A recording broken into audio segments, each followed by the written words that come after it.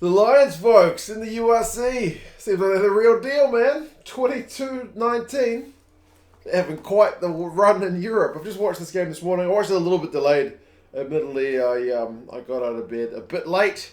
But, yeah, first thing I did was grab some breakfast and watch the Lions beat Edinburgh. Only their second ever loss, Edinburgh, at that, what's the stadium's name? The Damhill Stadium?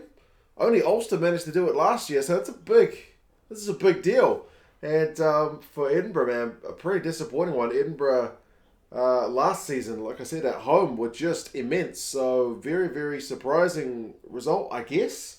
Although maybe I was just underrating the Lions a bit, but they have been good on the road, like I said. So, yeah, we'll go through some key events and stats, and you guys can let us know your thoughts. Good to see the Edinburgh players wearing their club socks. It's always good to have some kind of club appreciation night because all these players have come through the club system at some point somewhere. So, yeah, good to give them a chance to pay their respects to the clubs that helped develop them. Game-wise, I mean, the Lions line-out wasn't operating fantastically early. McAnally had a big old line break from a missed Lions line-out, but he goes off with a rib injury not long later, so that's a unfortunate one. Dave Cherry has to play the majority of the game. I love Dave Cherry, but it would have been better if they'd been able to split the minutes between the two guys a bit more evenly. Kinghorn missed touch, so not really that much flash stuff going on early. The Lions take a shot at goal and miss that one.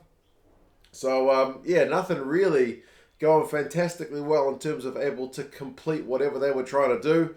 Horn, who ends up getting man of the match, Franco Horn, puts in a nice ankle tap on Emiliano Boffelli as well, which is maybe a try saver because the dude was flying down the left wing. So, yeah, tentative start to the game. And the first half's pretty low scoring generally. The first half finishes 5 apiece. Edinburgh were not going for any kickable threes.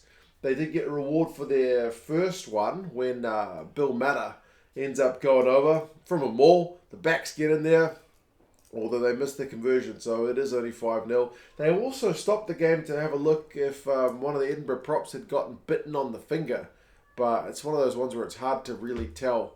You know, in the limited time they've got to stop and look at things, they didn't find anything, so I'm sure they'll go back and have a look at it, but because all you can really see is buried in a pile of bodies and then kind of screaming out and chucking his fingers up in the air. So, yeah, one of those ones. But, yeah, nothing can be found, so game moves on. Edinburgh, I thought, for the majority of that start of the first half anyway, after the kind of messy period early, were getting some good carries, man. They were getting over the advantage line. Crosby, was getting some good carries in. The Lions maul, which was such a weapon last week, wasn't quite functioning to the same degree. It was a little bit messy. Lions missed another penalty in the swirling wind, which I think was at their backs for the first half, although that's the thing with the swirling winds, it's hard to get a real read on them. But their breakdown was certainly keeping Edinburgh at bay. Edinburgh, I thought, for the majority of that first half, had the better of the play, but the Lions' defence was just able to hold and get out of jail from time and time again.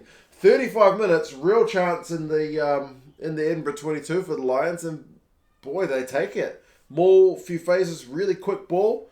And then Andreas Corsia, whose big boot has been a good value in that first half as well. Gets them 5 points on the board. Misses a pretty straightforward conversion. Lombard hits the post, but it's 5 points apiece, and that's how it goes in a halftime. I basically wrote, Edinburgh started that half stronger, but the Lions finished it strong at the end. So, yeah, nothing can separate them. Second half, though, is a bit of a different game. I mean, the first 10 minutes of that second half are kind of, again, a bit messy. Both halves started looking a bit rusty. Line-out errors, scrum free kicks, just not really able to get any flow. But then when the flow comes, it is absolutely just tit for tat. 51 minutes, we get some proper Edinburgh magic. Bill Matter with a big carry again. Boffelli passing out wide to Darcy Graham, who steps, gets himself some air, and is able to go over in the corner. So 12-5, Edinburgh in front. Lions hit right back. Fun fake is not, well, he's tackled, but he kind of releases the ball and then picks it back up in a pretty smooth motion. Soft defence from Edinburgh for that one. They won't like that try. but 12 points apiece. Boffelli then regathers the restart, which gives Edinburgh possession in the Lions half. The Lions guys concede a penalty. The Edinburgh guys go for touch. It's another maul, and Muncaster goes over this time. So 19-12, it's absolutely tit for tat. And then the Lions finish the tit for tat with Horn going over. It's a maul, Chituka, and then Horn's able to finish it off. So bang, bang, bang, bang. Basically, the story of that second half. Good times, but 19 points apiece. So yeah, the maybe key moment of the game, which won't probably show up on the highlights. On 69 minutes, the Lions this time actually managed to stop the tit for tat, and they stop a Edinburgh maul. Yeah, they push it close to the sideline, and then they hold it up. So that, I think, is the game saver. If Edinburgh score from that maul, like they've done 2 previous times, I think Edinburgh go on to win the game. But the Lions stop the maul, and then on 73 minutes, when they've hacked the kick through, they chase down Darcy Graham, who is the first man back to it, but gets pinged for not releasing. They opt for 3, so go in front for like the first time in the game with only like 5 minutes to go, 22-19. The Edinburgh guys did have a chance when the Lions kicked it out on the full towards the end. I think it was Van der Berger come on, kicks it out on the full. Edinburgh's got a chance, steal the line out, and Edinburgh get a scrum penalty towards the end of the game. Go through some phases, but then pass it into touch. The Lions' defense manages to hold. So, man, crazy stuff. Like, if you look at the attacking stats, you would assume it's all Edinburgh, man. Like, the Edinburgh's got the possession, the territory, although not huge amounts, not like 60+%, like 55 possession and 52% possession. But run meters is 516 to 319. Defenders beaten is 35-24. Clean breaks only 5-4, so that kind of speaks to when the Lions were effective. They were effective, but key for the Lions, man, not defenders, turnovers 8-4, especially in that first half. They were just able to shut the Edinburgh guys down. They also kicked a bit more ball, 24 kicks from hand to 16. A lot of those kind of box kicks which just teeter on the sideline, right? They stay infield, but make the Edinburgh defender have to make a decision or potentially get tackled into touch. So, pleasing stuff from the Lions, man. Absolutely amazing win. Graham continues his rich vein of form. 133 metres, 11 defenders beaten and 2 clean breaks. The guy is phenomenal. And with Duhan coming back to Edinburgh, you guys are going to be spoilt for choice on the wings. Van Fake gets his try. 84 metres, 4 defenders beaten, 2 clean breaks, 2 turnovers, 1. Fantastic stuff. Bill Mata gets 91 metres and his try. Franco Horn, 6 defenders beaten, wins a turnover. So, yeah, man, crazy game.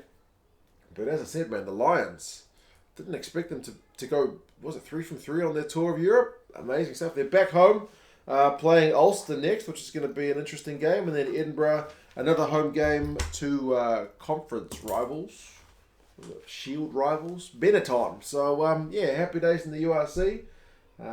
If you want to watch this game, the second half has certainly got a lot more tries in it. And there's that period between 52 and 65 where it's just madness. But, you guys let us know your thoughts. And, I'll talk to you guys again soon. See you later.